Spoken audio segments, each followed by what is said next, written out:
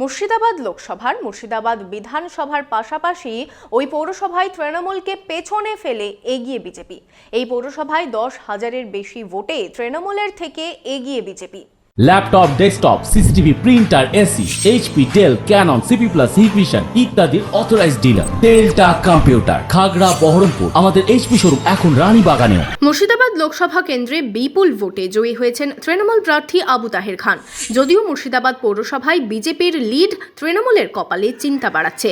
10,000-এর ওপরে এই পৌরসভায় লিড পেয়েছে বিজেপি। মুর্শিদাবাদ জেলার 3টি লোকসভা কেন্দ্রেই জয়ী হয়েছে তৃণমূল কংগ্রেস। মুর্শিদাবাদ লোকসভা কেন্দ্রে সিপিএম-এর রাজ্য সম্পাদক মোহাম্মদ সেলিমকে পরাজিত করে দ্বিতীয়বারের জন্য সাংসদ হলেন তৃণমূলের আবু তাহের খান। তবে 5টি বিধানসভা এলাকায় এগিয়ে থাকলেও রানীনগর ও মুর্শিদাবাদ বিধানসভা এলাকায় চিন্তা বেড়েছে তৃণমূলের। এর মধ্যেই তৃণমূলের কাছে সবথেকে বেশি চিন্তার কারণ মুর্শিদাবাদ বিধানসভা এলাকা। এই বিধানসভায় বিজেপি প্রার্থী গৌরীশঙ্কর ঘোষ ভোট পেয়েছে 94,164।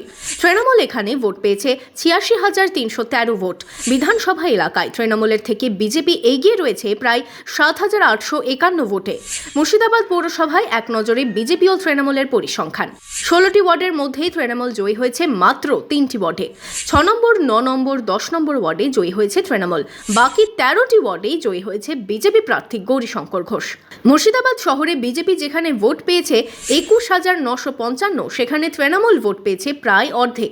তাদের প্রাপ্ত ভোট 11,603। শুধুমাত্র পৌর এলাকাতেই তৃণমূলের থেকে বিজেপি এগিয়ে রয়েছে 10,352 ভোটে। মুর্শিদাবাদ লোকসভা কেন্দ্রে 1,64,215 ভোটে জয়ী হয়ে দ্বিতীয়বারের জন্য সাংসদ নির্বাচিত হলেও তৃণমূলের মাথা ব্যথা বাড়াচ্ছে মুর্শিদাবাদ পৌরসভার ফলাফল।